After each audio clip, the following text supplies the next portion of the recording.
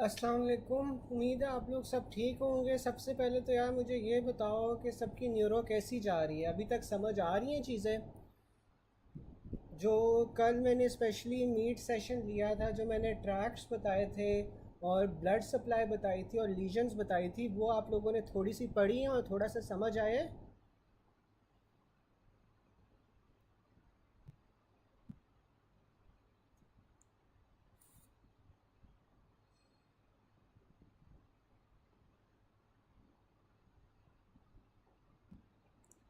मुझे ये बताओ कि न्यूरो थोड़ी थोड़ी समझ आना शुरू हुई है सबको अभी तक? 2 दिन हो गए न्यूरो पढ़ते हुए। क्योंकि यार ये ज़रूरी है कि हम लोग कॉन्सेप्ट्स ले के न्यूरो में चलें चलें, वरना न्यूरो जौन सी है ना वो समझ नहीं आती है, बहुत वॉलेटाइल होती है, भूल जाती है। डॉक्टर फातिमा, उसकी रिकॉर्डिंग ना आप ग्रुप में पूछ लो if someone has recorded it और नॉट। बिकॉज़ मैंने रिक्वेस्ट तो की थी जो लोग पार्टिसिपेंट्स थे कि वो रिकॉर्ड कर लें। अब आई डोंट नो कि जौन सा है वो रिकॉर्ड किया या नहीं की।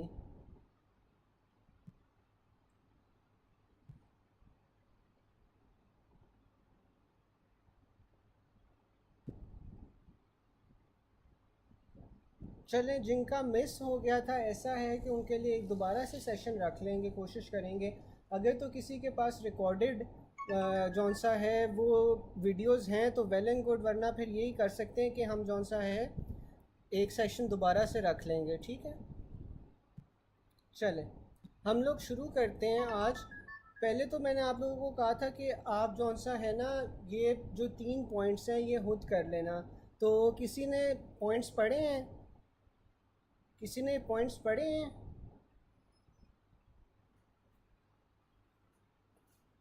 क्योंकि all of these were related to everything I explained yesterday. तो अगर आपने पढ़े हो ना तो ये आपको काफ़ी हेल्प कर जाएगा। लेकिन चले फिर भी हम जौन सा है ना एक बार रिवाइज कर लेते हैं, ठीक है? इसमें पॉइंट नंबर 255 से हम शुरू करते हैं। मैं जल्दी जल्दी आपको ना 255, 256 और 257 जौन सा है ना, ये मैंने आपको 3 पॉइंट्स कहा था कि आप पढ़ के रखना। लेकिन ये जौन सा है ना हम एक बार फिर से रिवाइज कर लेते हैं, ठीक है? चलो, अब हम 255 पढ़ रहे हैं। 255 में वो पहले बता रहा है patient develop sensory loss over the left side of body. After few days his behaviour for pain is change and he becomes angry after touching. Where could the lesion be? तो ये आपके पास राइट थैलेमस होता है। Right thalamus में इस condition को हम क्या कहते हैं? थैलेमिक सिंड्रोम कहते हैं, या फिर थैलेमिक हेमरेज हो जाए तो उन कंडीशंस में हमारे पास क्या होता है? हाइपर एस्थीसिया होता है। यानी कि आप हल्का सा भी टच करोगे तो आपको पेन फील होगी। अच्छा, मुझे कोई ये बता सकता है कि यहाँ पे देखो उसने लेफ्ट साइड ऑफ बॉडी का जिक्र किया हुआ है, लेकिन उसने साथ साथ राइट थैलेमस बताया हुआ है। तो जिन लोगों ने कल मेरी क्लास ली थी उन लोगों को तो पता होना चाहिए कि अब लेफ्ट साइड ऑफ बॉडी है तो राइट थैलेमस क्यों इफेक्ट हो रहा है? कोई मुझे बता सकता है? क्योंकि डीसीएमएल आपके पास पेन सेंसेशंस लेके जाता था, और अगर आपके पास लेफ्ट साइड पे डीसीएमएल इन्वॉल्व होगा तो आपके पास ब्रेन का, ये थैलेमस का कौन सा रीजन होना चाहिए? हमारे पास राइट वाला रीजन होना चाहिए ना, राइट थैलेमस होना चाहिए फिर। क्योंकि जो डीसीएमएल होता है वो कहाँ पे डीकसेट करता है? मुझे चैट बॉक्स में आप लोग बता सकते हो कि डीसीएमएल कहाँ पे डीकसेट करेगा?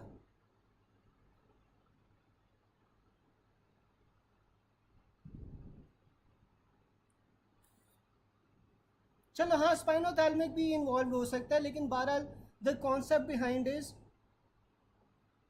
टच पे पेन हो रही है ना, टच पे पेन हो रही है तो इसमें दोनों ट्रैक्स इन्वॉल्व हो सकते हैं। ज़रूरी नहीं है कि हाली स्पाइनोथैलेमिक हो या हाली डीसीएमएल हो, दोनों ट्रैक्स इन्वॉल्व हो सकते हैं। नहीं नहीं डॉक्टर ज़ारा, देखें डीसीएमएल तो स्पाइनल कॉर्ड में सेम साइड पे होता है ना, लेकिन थैलेमस में तो वो ऑपोजिट साइड पे चला जाएगा, क्योंकि उसने मेडुला के ऊपर डीकसेट करना है। तो अगर वो मेडुला के ऊपर डीकसेट कर जाएगा तो थैलेमस तो मेडुला के बाद आता है ना, ब्रेन स्टेम के बाद आपके पास थैलेमस में जाता था। अगर आप लोगों को याद हो तो हमने first order, second order, third order neurons पढ़े थे। जो फर्स्ट ऑर्डर न्यूरॉन था वो आपके पास जो मसल से जहाँ से सेंसेशंस आ रही थी वहाँ से लेकर स्पाइनल कॉर्ड तक था। जो सेकेंड ऑर्डर न्यूरॉन है वो स्पाइनल कॉर्ड से लेकर थैलेमस तक था, और थैलेमस से लेकर जो ब्रेन तक था that was the third order neuron.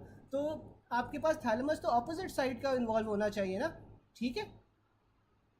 ठीक है। और जिस तरह डॉक्टर अवैस कह रहे थे कि अगर स्पाइनोथैलेमिक भी हम यहाँ पे कंसिडर करते हैं तो स्पाइनोथैलेमिक भी आपके पास आते साथ ही डिकसेट कर रहा था, तो रिजल्टिंगली आपके पास जो स्पाइनोथैलेमिक होता है उसने भी थैलेमस में जाना होता है, थैलेमस से जाके फिर कॉर्टेक्स में जाता है। ठीक है, ऐसा ही है ना। तो रिगार्डलेस आपके पास थैलेमस जौन सा है वो राइट साइड का इफेक्ट होगा फिर, सही है। फिर हमारे पास आ जाता है right upper and lower limb paralysis plus right side of face paralysis damage in the internal capsule. अब ये भी हमने पढ़ा था कि जो मोटर ट्रैक्स होते हैं, मोटर ट्रैक्स आपके पास इंटरनल कैप्सूल से गुजरते हैं। मोटर ट्रैक शुरू कहाँ से हो रहे थे हमारे पास? मोटर ट्रैक कॉर्टेक्स से शुरू हो रहे थे। कॉर्टेक्स में कहाँ से शुरू हो रहे थे? मुझे कोई चैट बॉक्स में बता सकता है कि कॉर्टेक्स में मोटर ट्रैक्स कहाँ से शुरू होते हैं?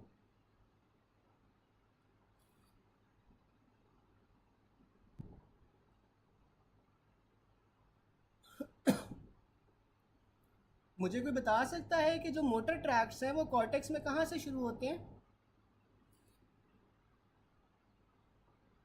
प्राइमरी मोटर कॉर्टेक्स है, बिल्कुल डॉक्टर मासूमा सही बता रही हैं। और ये जो प्राइमरी मोटर कॉर्टेक्स है ये आपके पास प्री सेंट्रल गायरस होता है या पोस्ट सेंट्रल गायरस होता है? आप में से मुझे कोई बता सकता है कि जो प्राइमरी मोटर कॉर्टेक्स है ये प्री सेंट्रल गायरस होगा या पोस्ट सेंट्रल गायरस होगा?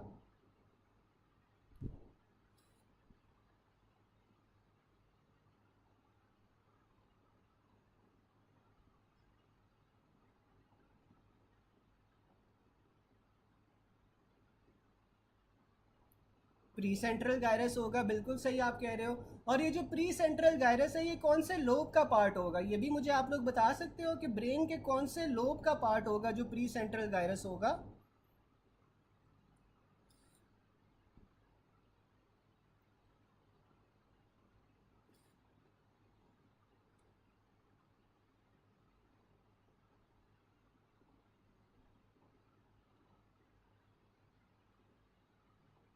फ्रंटल लोब का पार्ट होगा, बिल्कुल आप सब सही कह रहे हो।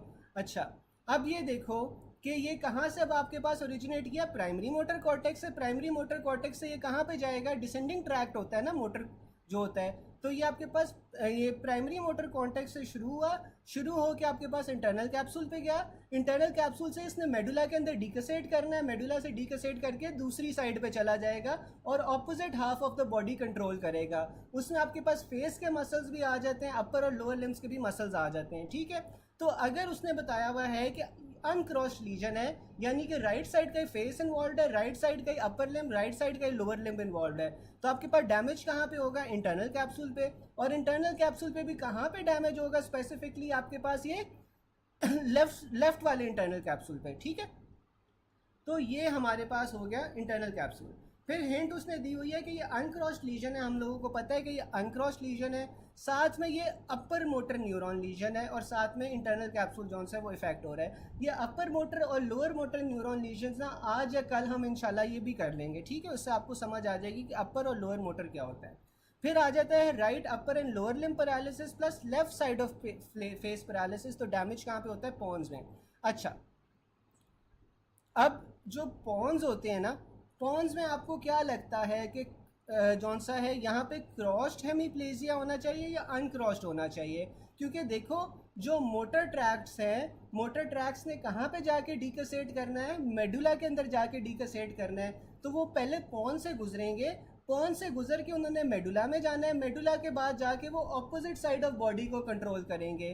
तो अगर पॉन्स का लीजन हो गया है तो फिर क्रॉस्ड हेमीप्लेजिया होना चाहिए या अनक्रॉस्ड होना चाहिए?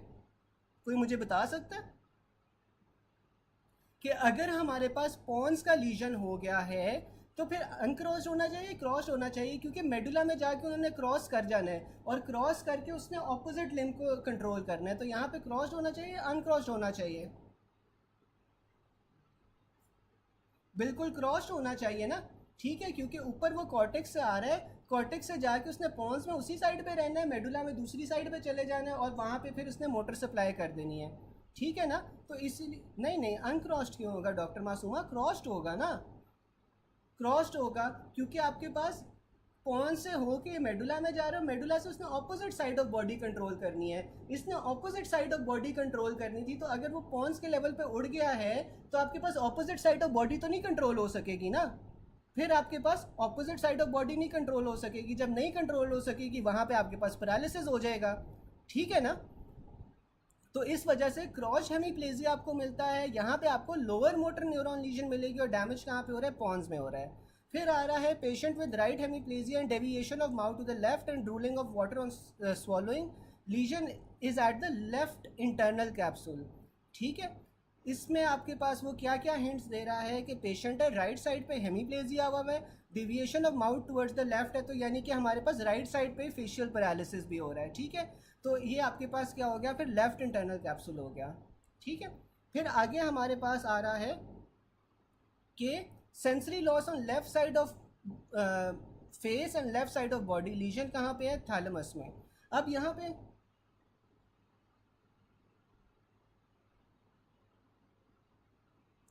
मेडुला का भी आगे देखते हैं, मेडुला का भी आपको बता देता हूँ। मेडुला में आप खुद बताओ कि अगर हमारे पास मोटर न्यूरॉन लीजन हो गई है, या फिर आपके पास जो मोटर न्यूरॉन्स हैं वो मेडुला के ऊपर जाके आपके पास उड़ गए हैं या डैमेज हो गए हैं, तो तब आपके पास क्रॉस्ड लीजन होनी चाहिए, अनक्रॉस्ड होनी चाहिए, मुझे आप लोग बता सकते हो?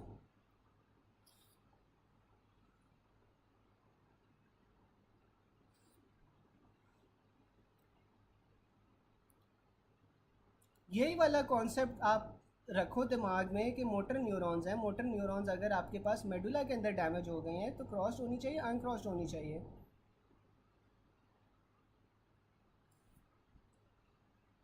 क्रॉस्ड ही होनी चाहिए ना, तब भी क्रॉस्ड ही होगी।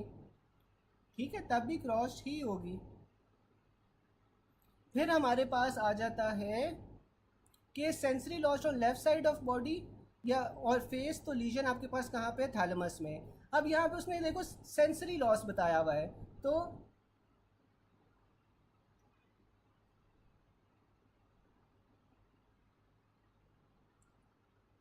यहाँ पे उसने सेंसरी लॉस,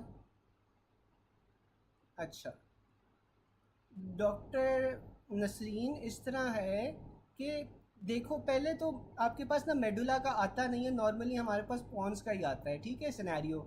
लेकिन आप देखो कि मेडुला के अंदर उसने क्या करना है, मेडुला के अंदर उसने क्रॉस करना है, क्रॉस करके जौन सा है ना उसने आपके पास दूसरी साइड ऑफ बॉडी को कंट्रोल करना है। ठीक है, तो लेट्स सपोज कि अगर आपके पास मेडुला के अंदर इंजरी हो जाती है तो वो फाइबर्स क्या करेंगे, वो क्रॉस नहीं कर पाएंगे, और अगर वो क्रॉस नहीं कर पाते तो वो ऑपोजिट हाफ ऑफ बॉडी को मोटर सप्लाई फिर कैसे देंगे, नहीं दे सकेंगे ना। क्योंकि देखो उन्होंने आना कहाँ से, उन्होंने कॉर्टेक्स से आना है, कॉर्टेक्स से इंटरनल कैप्सूल पे जाना है, इंटरनल कैप्सूल से उन्होंने आपके पास मेडुला में डीकसेट करना है, डीकसेट करके ऑपोजिट साइड ऑफ बॉडी को कंट्रोल करना है। तो अगर मेडुला के ऊपर इंजरी हो जाती है तो जो आपके पास फाइबर्स क्रॉस कर रहे थे वो क्रॉस ही नहीं कर पाएंगे, और अगर वो क्रॉस नहीं कर पाएंगे,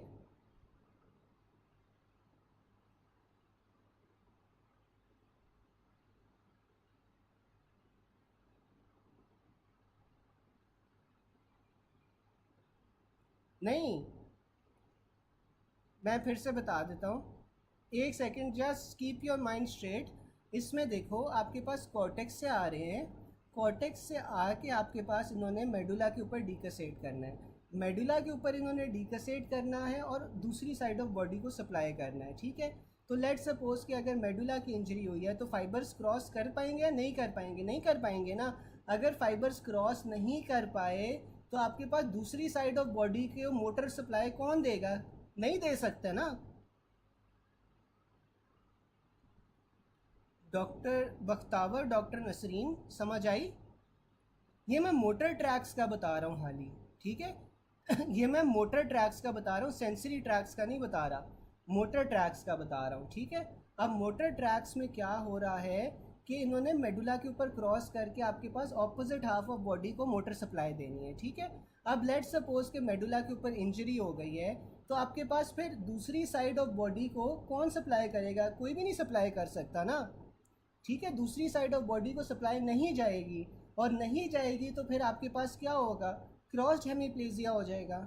डॉक्टर बख्तावर, डॉक्टर नसरीन, समझ आइए?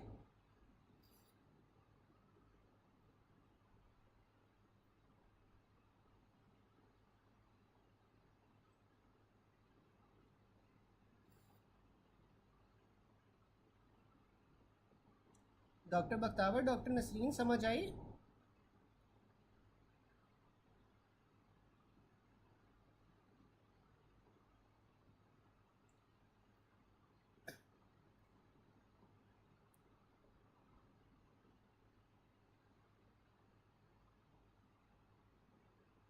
डॉक्टर बख्तावर, आपके पास बॉडी की कौन सी साइड पे आपके पास फाइबर्स मोटर सप्लाई नहीं कर पाएंगे, ये आप मुझे बताओ ना।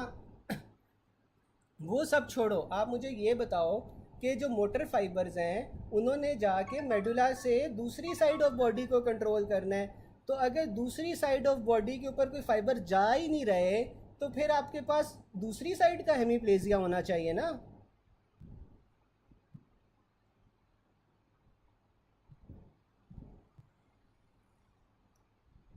मैं कंसिस्टेंटली एक ही बात कर रहा हूँ डॉक्टर मोहम्मद, मैं अलहदा बात नहीं कर रहा।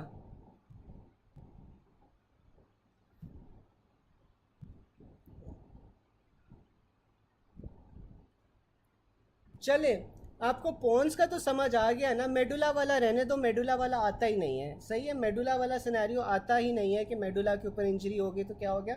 एटलीस्ट पोन्स वाली चीज़ तो समझ आ गई है ना। पोन्स वाली चीज़ ही बस याद रखो कि अगर आपके पास पोन्स के अंदर इंजरी हो गई है तो आपके पास क्रॉस्ड हेमीप्लेजिया होगा। ठीक है, तो आप यही याद रखो कि पोन्स के अंदर अगर इंजरी हो गई है तो क्रॉस्ड होगा। ठीक है, फिर आ जाता है patient with right hemiplegia and deviation of mouth to the left and drooling of water on swallowing, lesion as at the left internal capsule. ठीक है, तो यहाँ पे भी आपके पास वही चीज़ आ रही है, सेंसरी लॉस है। तो आपको पता है कि सेंसरी लॉस अगर आपके पास लेफ़्ट फेस और लेफ़्ट साइड ऑफ बॉडी में हो रहा है तो आपके पास क्या होगा, थैलेमस का लीजन होगा। क्योंकि जो थैलेमस है वो क्या था, that acts as a relay station. ठीक है, ये रिले स्टेशन के तौर पे एक्ट करता है। अब मुझे आप लोगों में से कोई बता सकता है,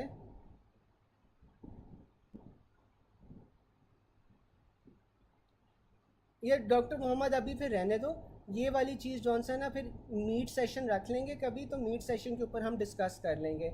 और अभी आप कंफ्यूज ना हो, पॉइंट्स तक समझ आ गया ना, तो बस पॉइंट्स तक याद रखो, पेपर में वही आता है, मेडुला के ऊपर इंजरी नहीं आती। ठीक है, ऐसे कंफ्यूज ना हो आप लोग। ठीक है, आगे हम चलते हैं। अब मुझे ये बता सकते हो कि सेंसरी लॉस हुआ है लेफ़्ट साइड ऑफ फेस पे और लेफ़्ट साइड ऑफ बॉडी पे, तो लीजन आपके पास कहाँ है, थैलेमस के ऊपर।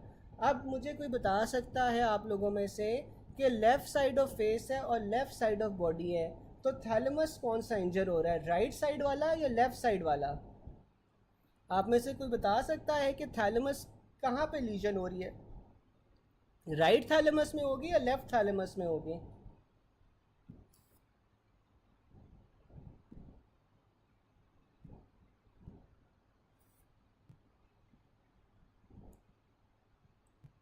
बिल्कुल, आप लोग सब सही कह रहे हो, राइट साइड पे होगी।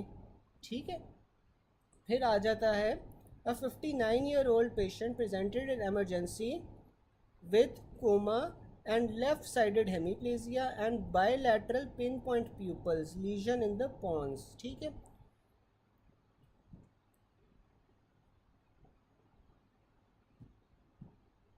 डॉक्टर अवैस लेफ्ट कैसे होगी?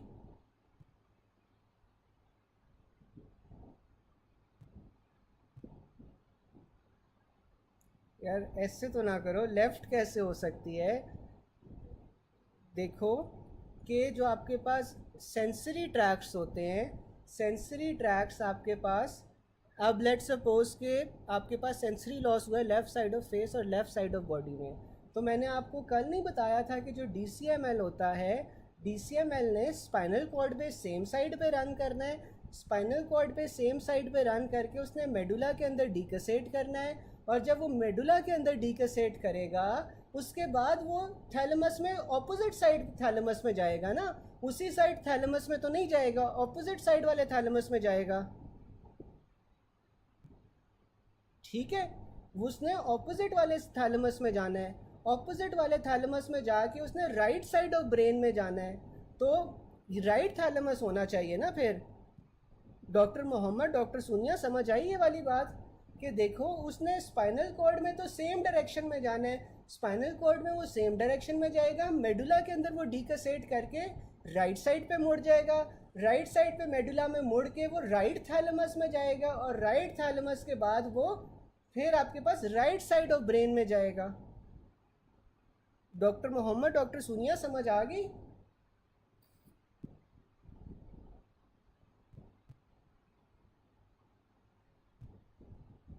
अच्छा, आप कह रहे हो स्पाइनोथैलेमिक का सिनेरियो है। पहले तो बात ये है कि उसने लॉस, सेंसरी लॉस कहा है लेफ्ट साइड ऑफ फेस और बॉडी।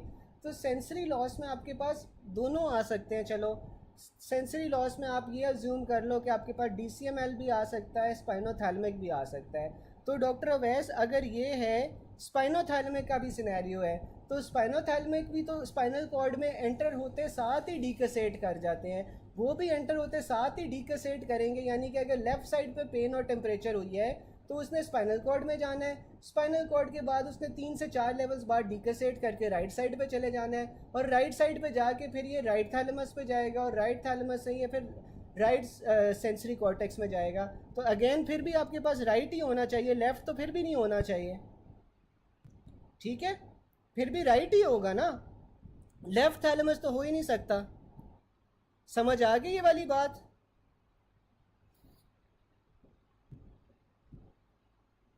सबको समझ आ गई है तो आगे चलें।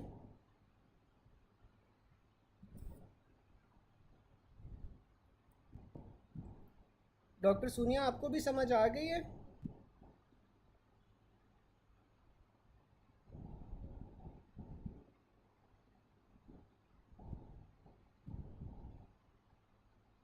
बिल्कुल डॉक्टर मासूमा, यही बिल्कुल आप सही बता रहे हो।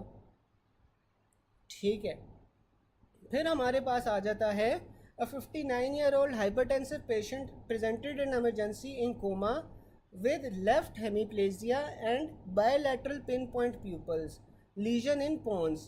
तो जब भी आपके पास बायलैटरल पिन पॉइंट प्यूपल्स आएंगे ना, आपने आंखें बंद करके हमेशा पॉन्स को ही चूज़ करना है। ठीक है, फिर आपके पास आ जाता है weakness on right and diplopia on seeing left. तो लीजन आपके पास कहाँ पे होगी? मिड ब्रेन पे होगी। अच्छा, अब मुझे इसमें कोई बता सकता है कि वीकनेस राइट साइड की हो रही है, डिप्लोपिया आपके पास लेफ़्ट साइड पे देखने पे है, तो ये उसने बताया हुआ है कि मिड ब्रेन की इंजरी है। अब जिन लोगों ने मेरी कल क्लास ली थी, आप में से कोई बता सकता है कि मिड ब्रेन के लेवल पे आपके पास कौन सी नर्व्स डैमेज होंगी जिस वजह से आपके पास ये डिप्लोपिया आ रहा है? आप में से मुझे कोई बता सकता है कि आपके पास कौन सी नर्व्स मिड ब्रेन में डैमेज हो रही हैं जिस वजह से डिप्लोपिया होगा? कल मैंने बताया था, बिल्कुल थर्ड नर्व डैमेज होगी। ठीक है ना, थर्ड और फोर्थ क्रेनियल नर्व जौन सी हैं वो मिड ब्रेन में होती हैं।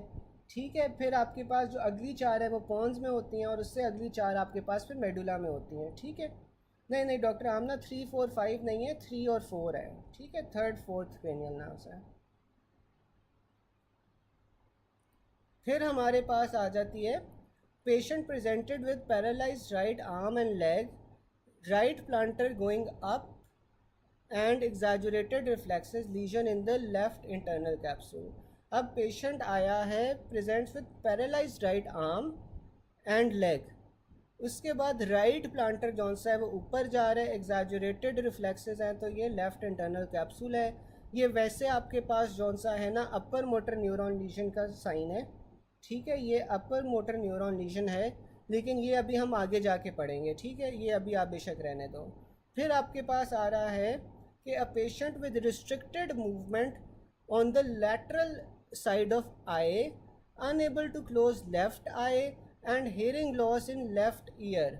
तो आपके पास लीजन कहाँ पे हो रही है? सेरिब्रो पोंटाइन एंगल पे। ठीक है, अब यार ये जो आपके पास आगे की तरफ ना ब्रेन स्टेम होता है, ब्रेन स्टेम के आपके पास 3 पार्ट्स होते हैं। कौन कौन से? मिड ब्रेन, पॉन्स और मेडुला। ठीक है, मिड ब्रेन, पॉन्स और मेडुला, और इनके पीछे ना आपके पास जो ब्रेन स्टेम होता है, इसके पीछे आपके पास सेरिबेलम पड़ा होता है। ठीक है, इसके पीछे आपके पास ब्रेन स्टेम के सेरिबेलम पड़ा होता है, और ये जो ब्रेन स्टेम होता है ना, ये आपके पास सेरिबेलम के साथ कनेक्टेड होता है बाय सेरिबेलर पोडंकल्स। ठीक है, जो मिड ब्रेन होगा उसका कनेक्शन सेरिबेलम से किस तरह होगा? सुपीरियर सेरिबेलर पेडंकल से। पोन्स और सेरिबेलम का कनेक्शन होता है मिडल सेरिब्रल पेडंकल से, और जो आपके पास मेडुला और सेरिबेलम का कनेक्शन होता है वो आपके पास इंफीरियर सेरिबेलर पेडंकल से होता है। ठीक है, अब यहाँ पे वो बता रहा है कि लीजन आपके पास कहाँ है? सेरिबेलो पोंटाइन एंगल में। अब यहाँ पे आप देख सकते हो कि जो सेरिबेलो-पोंटाइन एंगल होगा, हमने पढ़ा था कि जो पॉन्स होती हैं, पॉन्स में आपके पास कौन कौन सी नर्व्स होती हैं, जैसे डॉक्टर मासूमा ने बताया कि 5, 6, 7, 8 क्रेनियल नर्व जौन से हम आपके पास पॉन्स में हैं, ठीक है। तो आपके पास यहाँ पे वो ये बता रहा है कि पेशेंट है अनएबल टू क्लोज लेफ्ट आई है, तो यहाँ पे आपके पास फेशियल नर्व्स होती हैं ना, जो आपके पास फेस के मसल्स को सप्लाई कर रही होती है, वो इफेक्टेड है। और साथ में आपके पास यहाँ पे हेयरिंग लॉस आ रहा है। हेयरिंग लॉस का मतलब है कि 8th क्रेनियल नर्व इफेक्टेड है। तो इस वजह से यहाँ पे फिर आप सेरिब्रो पोंटाइन एंगल को चूज़ करोगे। फिर आपके पास आ जाता है patient with intentional tremors and facial paralysis. Again उसने फेशियल पैरालिसिस का बताया है, तो इस वजह से आप सेरिबेलो पोंटाइन एंगल चूज़ करोगे। पेडंकल्स वाला डॉक्टर अस्का मैं दोबारा से बता देता हूँ कि आपके पास जो ब्रेन स्टेम होता है ना, ब्रेन स्टेम के 3 पार्ट्स थे, मिड ब्रेन, पॉन्स और मेडुला। जो मिड ब्रेन होता है उसका कनेक्शन होता है सेरिबेलम के साथ, सुपीरियर सेरिबेलर पेडंकल से। जो आपके पास पॉन्स होते हैं, पॉन्स का आपके पास सेरिबेलम से कनेक्शन होता है from the middle cerebral peduncle. और जो आपके पास ये मेडुला है, मेडुला और सेरिबेलम का कनेक्शन होता है by the inferior cerebellar peduncle, ठीक है। तो इस तरह से आपके पास ये जो ब्रेन स्टेम है ना, वो सेरिबेलम के साथ जौन सा होता है वो कोऑर्डिनेट कर रहा होता है आपकी मूवमेंट्स वगैरह में, ठीक है।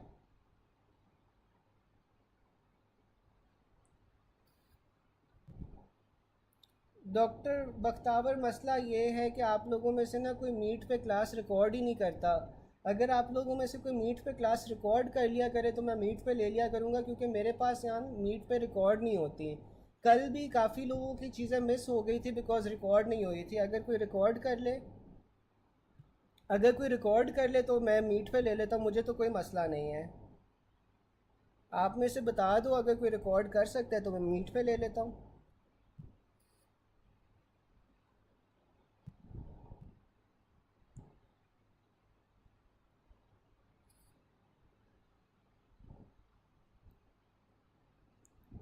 यार ये जो सेरिबेलो पोंटाइन एंगल होता है, ठीक है, ये जो सेरिबेलो पोंटाइन एंगल होता है ना, ये पॉन्स और सेरिबेलम के दरमियान में होता है, ठीक है।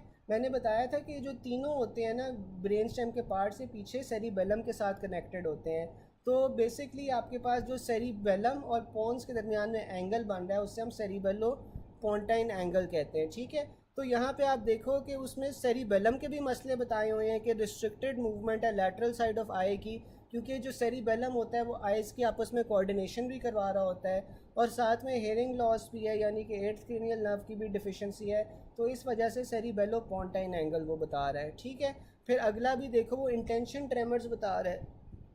जो इंटेंशन ट्रेमर्स होते हैं वो आपके पास सेरिबेलम के डैमेज की वजह से होते हैं, ठीक है। यानी कि जब कोई आप एक्शन कर रहे होते हैं ना, कोई मूवमेंट परफॉर्म कर रहे होते हो, तो उसके दौरान अगर आपको ट्रेमर्स हों तो वो सेरिबेलम के लीजन की वजह से होते हैं।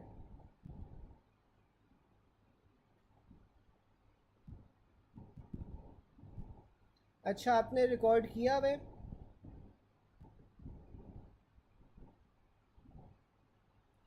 अच्छा डॉक्टर मुनीब, अगर इस तरह है कि मैं अगर अभी गूगल मीट पे क्लास ले लूँ तो आप रिकॉर्ड कर लोगे? अगर मैं अभी गूगल मीट पे क्लास ले लूँ तो आप रिकॉर्ड कर लोगे? तो मैं गूगल मीट पे ले लेता हूँ।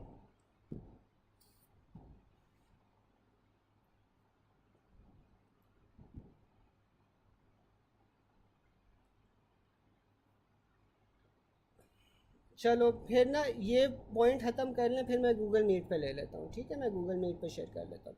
अच्छा, अब यहाँ पे यार ये देखो कि यहाँ पे ये देखो कि आपके पास पेशेंट है, पेशेंट को इंटेंशन ट्रेमर्स है, साथ में फेशियल पैरालिसिस है। तो आपके पास लीजन कहाँ पे हो रही है? सेरिबेलो। नहीं नहीं, दोनों जौन सा है ना वो डॉक्टर जुनेरा ऊपर जौन सा है ना वो गलत लिखा हुआ है। सेरिब्रो पोंटाइन नहीं है, सेरिबेलो पोंटाइन एंगल है, ठीक है। सेरिबेलो पोंटाइन एंगल ये, वो सेरिब्रो पोंटाइन एंगल नहीं है। वो उसने स्पेलिंग मिस्टेक की हुई है। सेरिबेलो पोंटाइन एंगल है, क्योंकि इसमें देखो हमारे पास सेरिबेलम का भी मसला आ रहा है, इंटेंशन ट्रेमर्स हो रहे हैं, और साथ में आपके पास फेशियल पैरालिसिस भी आ रहा है। अच्छा, इंटेंशन ट्रेमर्स तो आपके पास जौन सा है वो सेरिबेलम के मसले की वजह से होते हैं, लेकिन आप में से मुझे कोई बता सकता है कि रेस्टिंग ट्रेमर्स कब होते हैं? रेस्टिंग ट्रेमर्स कब होते हैं?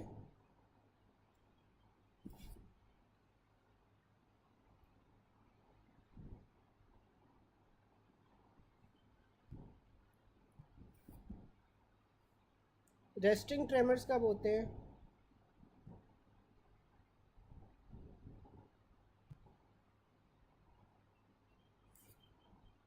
बिल्कुल, वो पार्किंसंस में होंगे। ठीक है, तो इंटेंशन ट्रेमर्स हैं, साथ फेशियल पैरालिसिस है, तो इसका क्या मतलब है कि सेरिबेलो-पोंटाइन एंगल फिर आपके पास वहाँ पे लीजन है। ठीक है, चलें, यहाँ तक हमारा हो गया है। फिर आगे जौन सा है ना, मैं गूगल मीट पे क्लास ले लेता हूँ। फिर जौन सा है डॉक्टर मुनीब ने जौन सा है ना वो ज़िम्मेदारी ली है, वो जौन सा रिकॉर्ड करके फिर हमें रिकॉर्डिंग भेज देंगे। ठीक है, तो डॉक्टर मुनीब जौन सा है ना वो रिकॉर्डिंग कर लेंगे। आगे की क्लास हम गूगल मीट पे कंटिन्यू करते हैं। मैं आपको लिंक शेयर कर देता हूँ फिर। ठीक है, अल्लाह हाफ़िज़।